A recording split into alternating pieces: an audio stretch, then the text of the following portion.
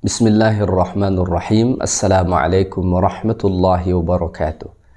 Alhamdulillahi wahdah, wassalatu wassalamu ala rasulillah wa ala alihi wa sahbihi wa man tabi'ahu wa nasarahu wa man walah, wa la hawla wa la quwwata illa billah.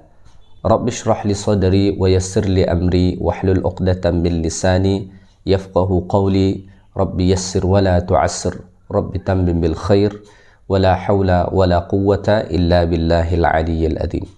Alhamdulillah, sentiasa kita merafakkan kesyukuran kehadirat Allah Ta'ala kerana Allah masih mengurniakan nikmat-nikmatnya kepada kita semua.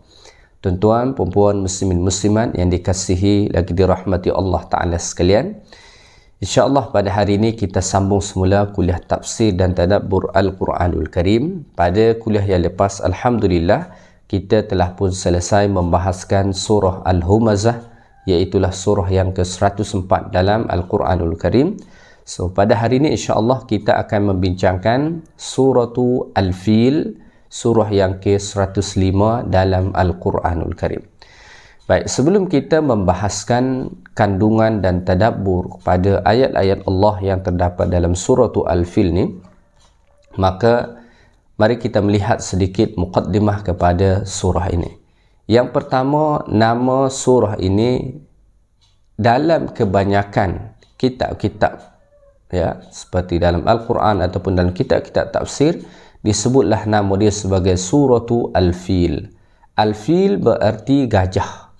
Sebab pada ayat pertama Allah Ta'ala menyebutkan perkataan Al-Fil. Allah berfirman, Alam tara kaifa fa'ala rabbuka bi ashabil fil. Maka dijadikanlah nama surah ini Al-Fil. Selain itu, ada sesetengah ulama salaf menyebut nama surah ini sebagai surah Alam Tara, kerana surah ini diawali Allah Ta'ala dengan perkataan Alam Tara, ya.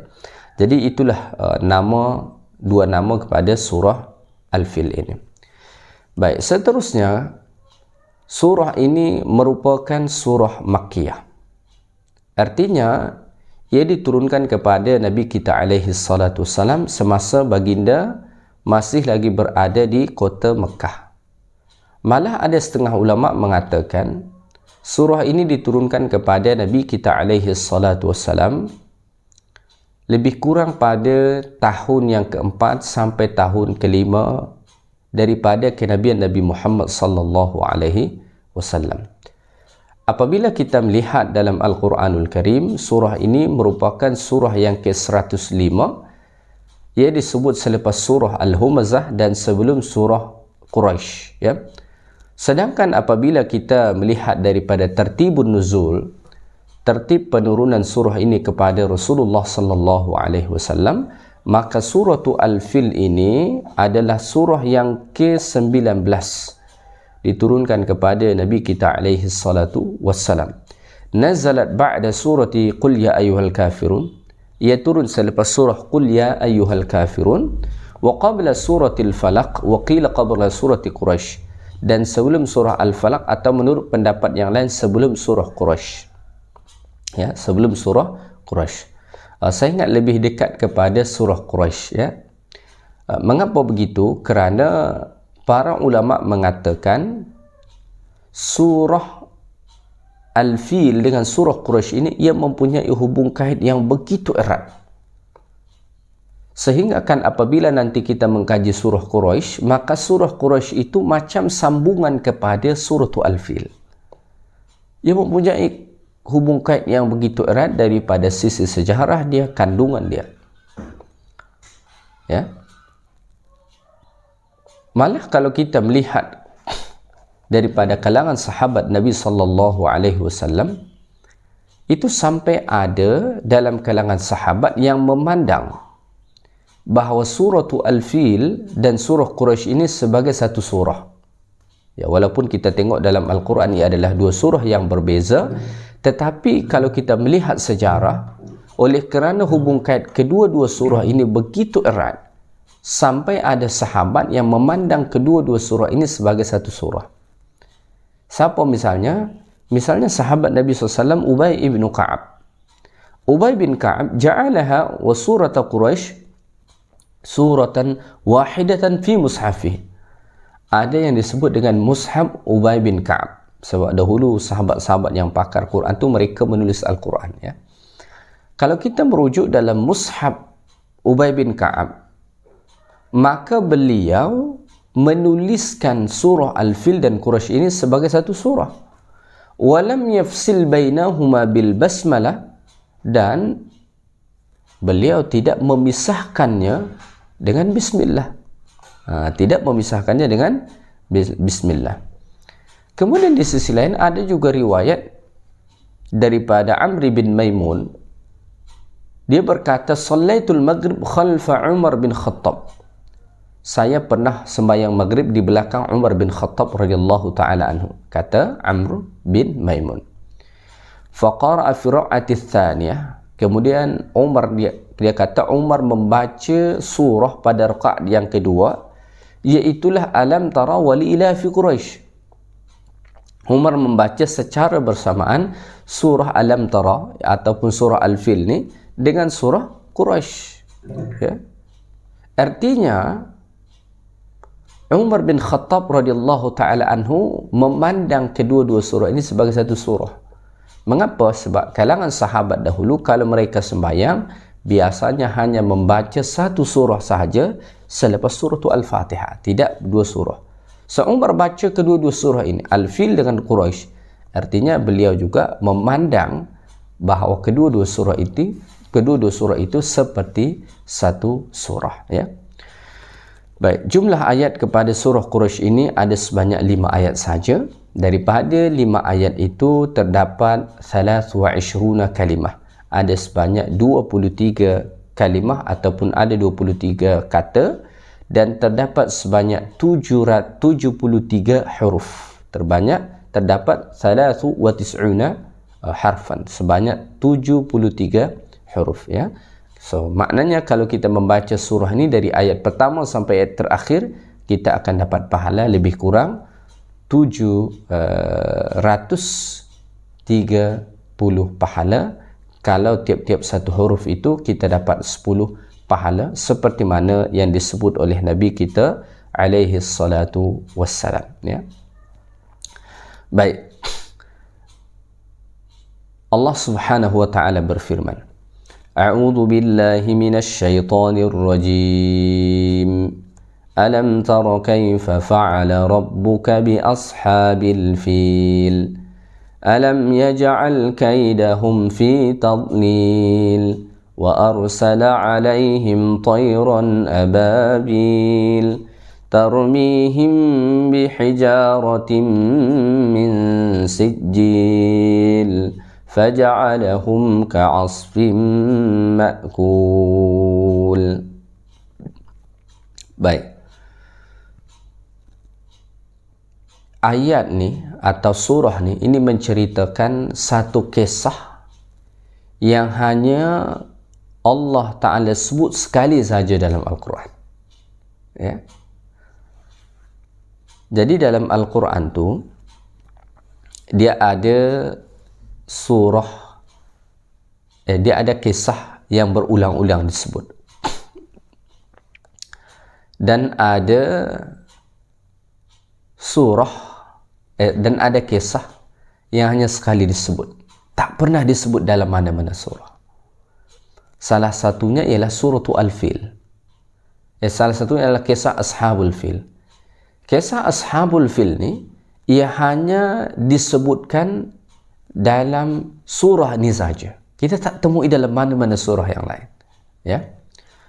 Baik, sebelum kita membahas tadabbur ayat-ayat Allah yang terdapat dalam surah ni, mari kita lihat dahulu sejarah tentang Ashabul Fil ini. Tentera bergajah yang dipimpin oleh Abrahah yang datang ke Mekah nak menghancurkan Kaabah, ya. Al-Imam Ibn Katsir rahimahullahu ta'ala menjelaskan, ya, beliau mengatakan, ini perlu kita ketahui dahulu bahawa Abrahah ni dia datang daripada Yaman, ya. datang daripada Yaman menuju Mekah nak menghancurkan Kaabah. Kisah dia ni seperti mana disebutkan oleh Al-Imam Ibn Katsir rahimahullah. Beliau kaitkan dengan kisah Ashabul Ukhdud, ya. Ashabul Ukhdud tu dahulu kita dah pernah bahaskan, ya. Qutila ashabul ukhdud an-nari dhatil waqud idhum 'alaiha qu'ud, ya. Itu kisah tentang orang-orang Nasrani yang beriman kepada Allah Subhanahu wa taala dekat Yaman dahulu, kemudian mereka diseksa dengan cara dibakar di dalam satu parit yang besar oleh kerana mereka beriman kepada Allah Subhanahu wa taala. Al-Imam Ibn Katsir rahimahullah mengatakan, raja terakhir Himyar dahulu. Himyar itu nama lain kepada Yaman pada masa dahulu, ya. Jadi dahulu Yaman itu disebut juga dengan Himyar. Sama halnya misalnya seperti Madinah, dahulu Madinah itu disebut dengan Yathrib. Raja terakhir Raja Yaman atau Himyar pada masa dahulu itu raja yang bernama Dhu Nawas, ya, bernama Dhu Nawas. Wa kana musyrikan. Raja Dhu Nawas ni dia seorang yang musyrik kepada Allah. Huwa alladhi qatala ashabal ukhdud. Kata Imam Ibn Katsir, dialah sebenarnya yang memimpin pembantaian pembunuhan ashabul ukhdud itu. Orang-orang beriman kepada Allah daripada kalangan Nasrani sebelum Islam tu, dialah yang memimpin. Ya, Dhu Nawas ni. Wa kanu qariban min 20,000. Berapa ramai orang-orang Nasrani yang dia bunuh pada ketika itu? Lebih kurang 20,000 orang. Begitu ramai, ya. Falam yuflit minhum illa Daus Dhu Tha'laban. Tidak ada yang selamat daripada 20,000 orang tu kecuali seorang yang bernama Daus Dhu Tha'laban. Jadi Daus Dhu Tha'laban ni dia selamat daripada pembantaian atau yang dibakar oleh Raja Dhu Nawas ni. So apabila dia selamat, fadhahaba fastaghatha bi Qaisar Malik Syam wa kana Nasraniyan.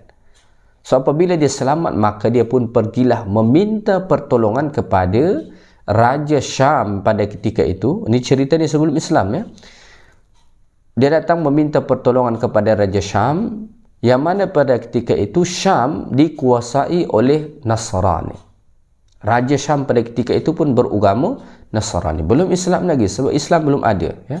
Ini cerita ini cerita ni berlaku sebelum Islam, ya.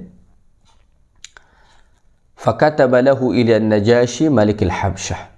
Maka apabila Raja Syam yang beragama Nasrani pada ketika itu mendapatkan laporan, maka dia pun mengirim suratlah kepada Raja Najashi, Raja Habsyah dekat Ethiopia sekarang, ya. Mengapa dia kirim surat ke sana? Liqaunihi aqrab ilaihim, kerana Habsyah ni lebih dekat ke Yaman daripada dari Syam. Singkat cerita, Raja Habsyah pun yang beragama Nasrani pada ketika itu menghantarlah 2 panglima perang ke Yaman untuk menghadapi Raja Dhu Nawas yang musyrik tadi, yang telah membantai, membunuh, menyeksa lebih kurang 20,000 orang Nasrani sampai meninggal. Maka dia pun menghantar 2 orang panglima perang ke sana. Yang pertama bernama Ariyad, yang kedua bernama Abrahah, ya, Ariyad dengan Abrahah. Maka singkat cerita mereka pun bertolaklah ke sana. Fadakhalu Yaman, maka mereka pun masuklah ke negeri Yaman, ya. Fajasu khilalad diyar, ya. Maka mereka pun memerangi, melawan Raja Dhu Nawas pada ketika itu, dan akhirnya wahalaka Dhu Nawas ghariqan fil bahr.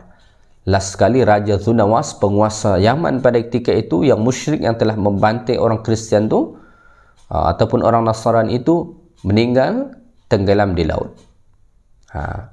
So artinya Yaman pada ketika itu jatuh kepada kuasa Habsyah yang dipimpin 2 panglima perang tadi. Yang pertama Aryad, yang kedua adalah Abraha. Wastaqalla al-Habsyah bimulk al-Yaman alaihim hadanil amirain. Maka Yaman pada ketika itu dipimpin dua panglima ni, iaitu Aryad dengan Abraha. Ternyata satu negeri tak boleh dipimpin dua orang. Ya, tidak boleh dipimpin dua orang. Ia mesti hanya satu pemimpin tertinggi. Tak boleh ada dua pemimpin yang menyamai, yang sama kuasanya. Mengapa? Kerana kalau begitu akan berlaku pergaduhan, perbalahan. Fastakhlafa fi amrihima. Maka terjadilah konflik antara Aryad dengan Abraha. Hampir berlaku perang antara mereka dengan pengikut masing-masing. Namun akhirnya mereka bersepakat kalau perang antara mereka dengan pengikut-pengikut mereka, maka kehancuran lebih besar dan akan menyebabkan kerusakan yang lebih besar lagi. So, oleh kerana itu bersepakatlah mereka untuk mengadakan apa kita kata pergaduhan, ya, antara Aryad dengan Abraha, dua panglima perang. Siapa nanti yang terbunuh, so dia automatically kalah lah. Siapa yang tetap hidup, maka dialah yang akan menjadi pemimpin negeri tersebut. Singkat cerita, mereka pun mengadakan pertarungan itu, ya, antara Aryad dengan Abraha. Dalam pertarungan itu, pertama Aryad ni dah hampir menang. Dia telah menebas Abraha dengan pedang dia sampai mengenai bahagian wajahnya, sampai terbelah wajah ni, bahkan hidung Abraha itu sampai terpotong. Namun apabila hamba sahaya atau pembantu kepada Abraha nampak tuan dia hampir mati, dia ambil pedang, dia tusuk Aryad sehingga kan Aryad meninggal. So, singkat ceritanya, Aryad pun meninggal dan Abraha yang tetap hidup. So, sudah tentulah kuasa untuk menguasai Yaman jatuh kepada Abraha. Berita itu sampailah ke Raja Habsyah yang menghantar mereka ke sana. Dan Raja Habsyah pada ketika itu pun sangat-sangat marah. Sangat marah. Mengapa? Kerana dia hantar mereka ke sana bukan untuk bergaduh sesama mereka, tetapi macam mana untuk mengalahkan Raja Zunawas yang telah melakukan kezaliman kepada orang-orang Nasrani pada ketika itu. Tetapi Abraha ni dia seorang yang cerdik. Ya, Abraha ni dia seorang yang cerdik. Apabila dia mendengar Raja Habsyah marah dan bersumpah akan menginjak-injak Abraha, maka Abraha cepat-cepat bertindak.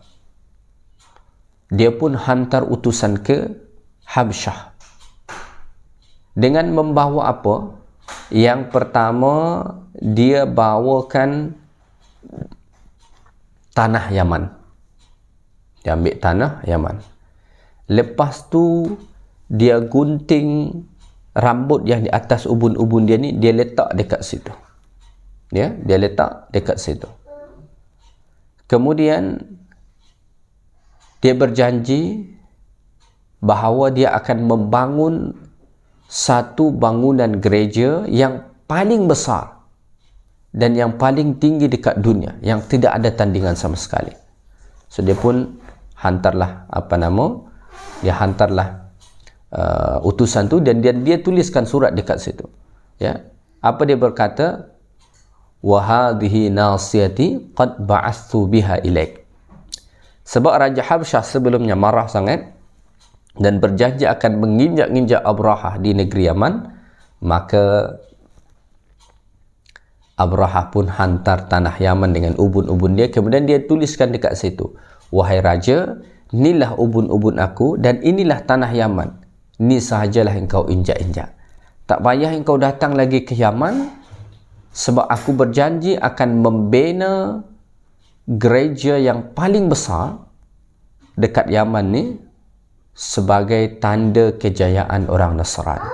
Maka singkat ceritanya Raja Habsyah pun bersetuju dengan itu, ya.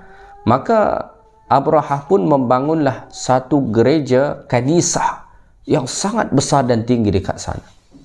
Sehingga kan Imam Ibn Katsir mengatakan orang-orang Arab pada masa dahulu menyebut nama gereja yang dia bina itu sebagai gereja Qullais, ya, disebut sebagai gereja Qullais. Mengapa disebut sebagai gereja Qullais? Qullais ini dikatakan berasal daripada perkataan Qulansuah. Qulansuah tu ni songkok, ya. Dikatakan ya gereja Qullais kerana begitu tinggi sehingga kan orang kalau dia melihat sampai ke atas daripada bawah, dia boleh sampai jatuh songkok dia. Artinya begitu tinggi. Begitulah dibina oleh Abrahah. Singkat ceritanya, apabila Abrahah telah berjaya membina gereja yang besar itu, dia pun nak mengalihkan orang daripada Makkah ke Yaman. Orang kadang-kadang bila dah membina bangunan-bangunan besar ni, dia nak tarik pelancong. Maka sejak daripada zaman dahulu, sejak daripada zaman Nabi Ibrahim, telah pun didatangi orang tiap-tiap tahun untuk melaksanakan ibadat haji. Jadi ibadat haji itu bukan sahaja disyariatkan kepada kita orang Islam, sebelum Islam pun dah ada haji. Walaupun cara mereka masih bercampur dengan kesyirikan, ya.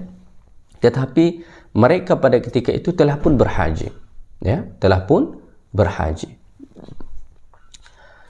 Maka Abrahah nak supaya orang-orang itu mendatangi Yaman ke gereja yang dia bina, bukan ke Makkah, bukan ke Kaabah. Mendengar berita itu, pemuda-pemuda Arab Quraisy pada ketika itu pun marah, tak suka, ya. So disebutkan dalam cerita, mereka pun pergilah ke Yaman daripada Makkah, pergi ke Yaman, dan mereka sampai buang air di dalam gereja yang besar yang dibina oleh Abrahah tadi, sebagai bentuk protes mereka terhadap idea yang hendak dilakukan oleh Abrahah untuk menarik orang ke Yaman, bukan lagi ke Mekah. So apabila itu disaksikan oleh Abrahah, so dia pun marah besar lah. Dia pun marah besar. Maka oleh kerana itu muncul dalam hati dia nak menghancurkan Kaabah supaya orang tak datang lagi ke sana dan supaya datang ke Yaman. Dan dia pun pada ketika itu meminta bantuanlah kepada Raja Habsyah untuk dikirimkan daripada Habsyah gajah-gajah besar. Sebab gajah ni di tanah Arab tak ada. Gajah-gajah ni banyak di kawasan Afrika. Habsyah ni masuk Afrika. Maka dihantarlah ke Yaman. Maka Abrahah pun menetapkan waktu untuk bertolak daripada Yaman menuju Makkah untuk menghancurkan Kaabah tu. Maka mereka pun bertolak daripada sana dengan menaiki kenderaan gajah, ya. Ada satu pendapat mengatakan jumlah gajah itu hampir lebih kurang 13 gajah yang begitu besar. Dan salah satu gajah paling besar pada ketika itu dikatakan bernama Mahmud, ya. So mereka pun datanglah dengan penuh kesombongan dan keyakinan. Mengapa? Membawa tentera yang kuat, menaiki kenderaan gajah yang kuat, yang besar. Orang Arab tak pernah menggunakan gajah dalam berperang sebelumnya. So ini satu satu tekanan lah kepada orang-orang Arab. So mereka tak berani dengan Abrahah ni, ya. So singkat ceritanya, Abrahah ni pun dengan bala tentera dia sampailah menuju Makkah, ya. Apabila dah dekat-dekat memasuki Makkah itu, maka Abrahah dan bala tenteranya pun mengambil harta benda orang. Sampai-sampai dikatakan dia mengambil unta datuk Nabi SAW yang bernama Abdul Muttalib. Dia ambil berapa ekor? Sampai 200 ekor. Sampai 200 ratus ekor. Ya. Maka Abdul Muttalib pun pergi menjumpai dia. Datang menjumpai Abrahah. Ketika Abrahah nampak Abdul Muttalib, dia pun rasa segan melihat ada aura pada Abdul Muttalib ni, seorang yang berwibawa, seorang yang mempunyai kedudukan. Sebab memang Abdul Muttalib ni adalah orang yang dihormati pada zaman dahulu oleh orang-orang Quraisy dekat Mekah, ya. Maka datanglah Abdul Muttalib. Lalu Abdul Muttalib katalah mengapa dia datang. Abrahah dah sambut dah ni, sebab dia nampak ni seorang yang berwibawa. Maka Abdul Muttalib kata, inna hajati ayyarudda alayya al-malik mi'atay ba'ir asabaha li. Abdul Muttalib kata, aku datang ni, keperluan aku nak minta raja ni, maksudnya Abrahah, supaya kembalikan 200 ekor untaku, kata Abdul Muttalib. Faqala Abrahah, maka Abrahah kata begini, laqad kuntu a'jabat tani hina ra'aituka thumma zahidta fika hina kallamtani, ya. Lalu Abu Rahah kata, tadi aku dah takjub dah saat aku melihat engkau. Ni kamu boleh cakap nak minta 200 ekor unta tu. So saya pun macam salah faham lah dia. Macam dia tengok rendah lah nak minta 200 ekor unta. Maka Abdul Muttalib pun kata, inni ana rabbul ibil. Saya ni pemilik unta tu. Ya. Abrahah rasa Abdul Muttalib ni datang untuk meminta kepada dia supaya jangan dihancurkan Kaabah. Sebab Abrahah datang nak menghancurkan Kaabah. Rupa-rupanya Abdul Muttalib datang untuk meminta dikembalikan unta dia. So oleh kerana itu Abrahah rasa pelik. Aku tengok kau tadi seorang yang berwibawa. Mengapa yang kamu minta 2 ekor unta kamu? Bukan meminta kepada aku macam mana supaya aku tak hancurkan Kaabah tu. Maka Abdul Muttalib kata, inni ana rabbul ibil. Sebab saya pemilik unta tu. Wa inna lil baiti rabban sayamna'uhu. Dan Baitullah itu, Kaabah itu punya Tuhan yang akan melindunginya, yang akan menjaganya. Maka singkat ceritanya, Abdul Muttalib pun balik daripada situ. Bila balik Abdul Muttalib, maka Abdul Muttalib pun sampaikanlah kepada orang-orang sampaikan kepada orang-orang Quraisy pada masa dahulu supaya mereka pergi daripada rumah-rumah mereka, terutama yang duduk kawasan Kaabah ni, kerana akan datang tentera Abrahah. Dan orang-orang Quraisy pada ketika itu pergi naik ke bukit-bukit di kawasan Makkah itu. Dan Abdul Muttalib pada ketika itu datang ke pintu Kaabah, berdoa kepada Allah Subhanahu wa taala, menyerahkan kepada Allah Taala Kaabah itu, bahawa mereka tidak ada kuasa untuk melawan Abrahah ni. Kerana Abrahah datang membawa tentera dan kekuatan penuh. Malah ia menaiki gajah yang tak pernah digunakan oleh orang-orang Arab pada masa dahulu untuk berperang. Maka dikatakan dalam sejarah, ya, ketika sampai Abrahah dan bala tentera dia di kawasan satu tempat yang bernama Mughammas, sudah dekat ke Makkah dan sudah dekat ke kawasan Kaabah ni, maka pada ketika itulah Allah Ta'ala hancurkan niat mereka. Allah Ta'ala binasakan mereka. Allah Ta'ala datangkan pertolongan Allah Subhanahu wa Ta'ala, ya. Baik, mari kita lihat firman Allah Subhanahu wa Ta'ala ni. Pada ayat pertama Allah mengatakan, alam tara kaifa fa'ala rabbuka bi ashabil fil. Tidakkah engkau mengetahui wahai Muhammad bagaimana Tuhanmu telah melakukan kepada angkatan tentera yang dipimpin oleh pembawa gajah yang hendak meruntuhkan Kaabah, ya. Alam tara, ya, tidakkah engkau mengetahui? Ini disebut istifham takriri. seolah-olah bertanya, tetapi tujuannya nak menetapkan, kerana memang Nabi dah tahu. Sama halnya dengan kita, bukankah saya dah bagi tahu awak, kan? Maknanya kalau kita kata begitu, kita dah bagi tahu dia.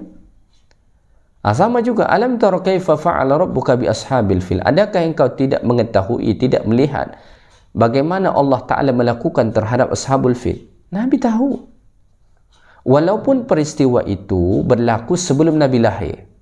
Ya, peristiwa Raja Abrahah datang ke Kaabah itu, datang ke Mekah nak menghancurkan Kaabah itu pada tahun kelahiran Nabi sallallahu alaihi wasallam.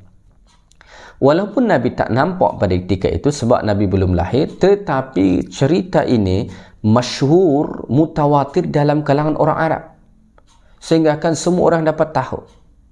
Semua orang dapat tahu cerita ini, terus diulang-ulang disebut. Sehingga kan Nabi kita alaihi salatu wasallam pun dah tahu. So Allah Ta'ala menyuruh Nabi sallallahu alaihi wasallam dekat sini untuk merenung balik bagaimana Allah Ta'ala melakukan kepada ashabul fil ni. Yang mana ashabul fil ni tadi yang dipimpin Abrahah datang dengan kekuatan yang penuh, membawa tentera bergajah dengan rantai-rantai mereka yang begitu besar, dan orang-orang pun tidak ada yang berani melawan mereka. Tetapi Allah Subhanahu wa Ta'ala datangkan pertolongan, ya, datangkan pertolongan sehingga kan membinasakan tentera yang begitu hebat ini, ya. Setengah ulama mengatakan ayat ni Allah Ta'ala datangkan kepada Nabi kita alaihi salatu wassalam untuk menguatkan hati Nabi. Pada ketika Allah Ta'ala menurunkan surah ni kepada Rasulullah, Rasulullah sedang menghadapi penentangan dakwah yang luar biasa. Nabi sallallahu alaihi wasallam disakiti, Nabi sallallahu alaihi wasallam dizalimi, diboikot, dan masih banyak lagi kezaliman-kezaliman yang mereka buat kepada Rasulullah. Maka Allah Ta'ala turunkan ayat ni untuk menenangkan, menguatkan hati Nabi sallallahu alaihi wasallam bahawa Allah Subhanahu wa Ta'ala pasti akan mendatangkan pertolongan kepada Nabi kita alaihi salatu wasalam, seperti mana dahulu Allah Ta'ala dahulu mendatangkan pertolongan kepada Kaabah daripada pasukan tentera yang begitu hebat dan kuat, ya. Jadi hikmah dia yang pertama, Allah Ta'ala nak menenangkan jiwa Nabi sallallahu alaihi wasallam. Kalau Kaabah itu saja Allah Ta'ala jaga, apatah lagi Rasulullah SAW. Mana lebih mulia Kaabah dengan Rasulullah? Rasulullah sallallahu alaihi wasallam lebih mulia berbanding Kaabah. Rasulullah tu lebih mulia. So kalau Kaabah saja Allah Ta'ala jaga, yang mana pada ketika itu tidak ada sesiapa pun yang menolongnya, orang-orang Quraisy semua pergi lari, Allah Ta'ala sendiri yang menolong. Artinya apa? Allah nak memberikan satu signal kepada Rasulullah bahawa walaupun pada ketika itu tidak ada kekuatan yang menolong Rasulullah, belum ada tentera-tentera Rasulullah, tetapi Allah Ta'ala pasti akan beri pertolongan, kerana Rasulullah adalah kekasih Allah Subhanahu wa Ta'ala. Alam tara kaifa fa'ala rabbuka bi ashabil fil. Allah Ta'ala suruh kita dekat sini merenung ni. Kaifa fa'ala rabbuk, bagaimana Tuhanmu melakukan. Jangan kita nak tengok dekat sini bagaimana Allah Subhanahu wa Ta'ala melakukan terhadap ashabul fil itu. Perancangan mereka yang begitu dahsyat, yang begitu baik, persiapan yang begitu baik, namun Allah gagalkan. Maka Allah mengatakan pada ayat 2, alam yaj'al kaidahum fi tadlil, bukankah Tuhanmu telah menjadikan rancangan jahat mereka dalam keadaan yang rugi dan memusnahkan mereka? Gagal semua, ya, gagal semua. Pada masa yang sama, peristiwa ini sebenarnya sebagai satu ancaman kepada orang-orang Quraisy. Orang-orang Quraisy, mereka tidak mahu beriman kepada Rasulullah SAW, yang mana Rasulullah ini adalah utusan Allah Subhanahu wa Ta'ala. Ya. Padahal mereka sendiri dahulu menyaksikan bagaimana Kaabah itu dijaga, dilindungi oleh Allah Subhanahu wa taala. Ya, mereka menyaksikan, mereka percaya dengan perkara tersebut. Tetapi malangnya mereka tidak mahu beriman kepada Tuhan Kaabah itu, dan mereka tidak mahu beriman kepada Rasulullah sallallahu alaihi wasallam yang membenarkan Kaabah itu sebagai Baitullah. Maka ini juga sebagai satu ancaman kepada mereka. Ya. Baik, di sisi lain ini juga merupakan peringatan Allah kepada sesiapa saja penguasa yang zalim, penguasa yang menyombongkan diri kepada Allah Subhanahu wa taala. Abraha pada ketika itu merasa bahawa kuasa dia begitu luar biasa. Tidak ada sesiapa yang melawan dia, tunduk semua. Tetapi kalau dia dah sombong dengan agama Allah, dengan tanda-tanda kebesaran Allah, dengan syiar-syiar agama Allah, maka pasti akan berakhir dengan kebinasaan. Pasti akan berakhir dengan kebinasaan. Allah pasti akan mengalahkannya. Cuba kita lihat. Ayat 3 Allah mengatakan, wa arsala alaihim tayran ababil. Dan Allah telah menghantar kepada mereka rombongan burung yang berpasukan-pasukan. Ya, baik, saya nak sikit sentuh tentang tayran ababil. Kita biasa mendengar orang sebut tayran ababil, burung ababil orang kata.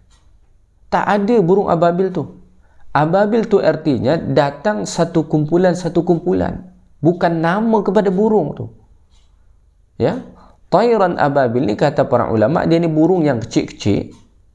Datang satu kumpulan. Ni kalau kita tengok burung terbang tu, kadang-kadang dia terbang satu kumpulan ya. Tak tahulah kita berapa ramai, tapi berkumpulan. Gitu lebih kurang gambaran maksud ababil. Bukan nama ada burung ni. Dahulu pernah saya tengok ada orang buat video, dia kata inilah burung ababil. Oh, bukan. Ya. So Allah Ta'ala hantar kepada mereka tayran ababil, burung-burung yang kecil datang secara berkumpulan. Masya Allah.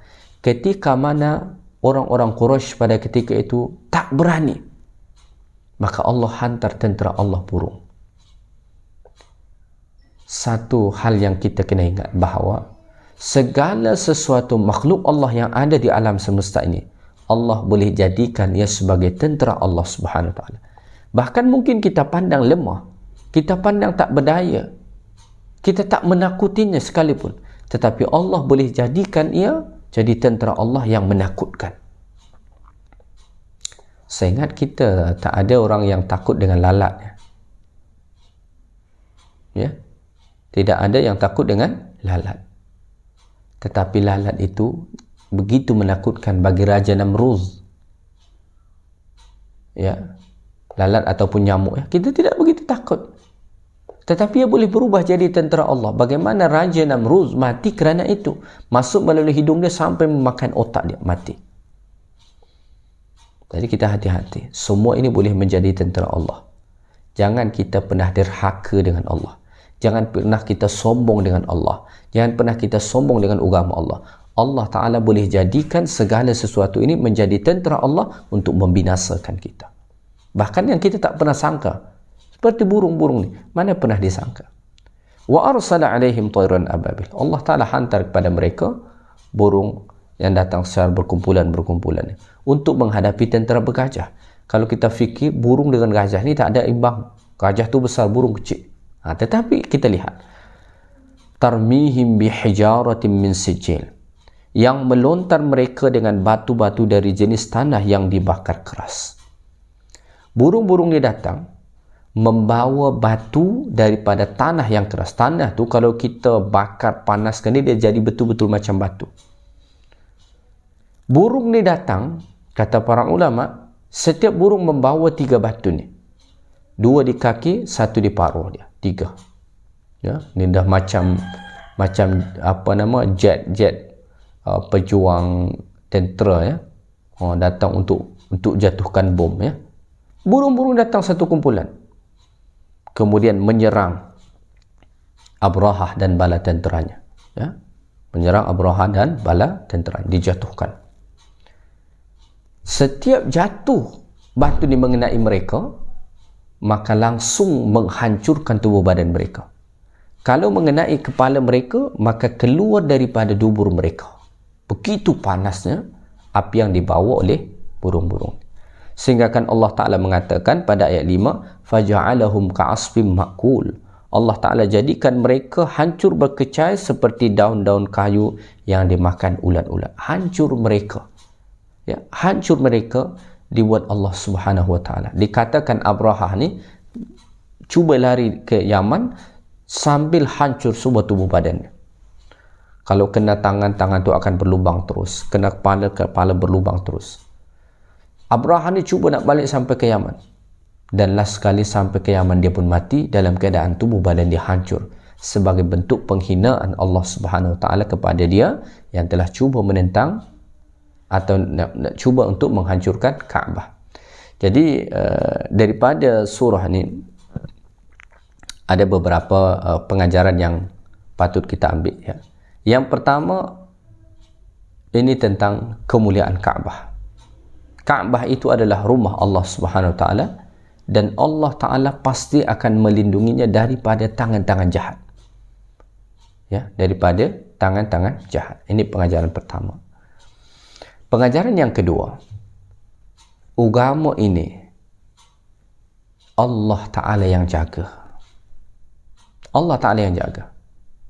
Maka setiap ada orang yang hendak menghancurkan agama ni dan simbol-simbol agama ni, Allah pasti tak akan membiarkannya.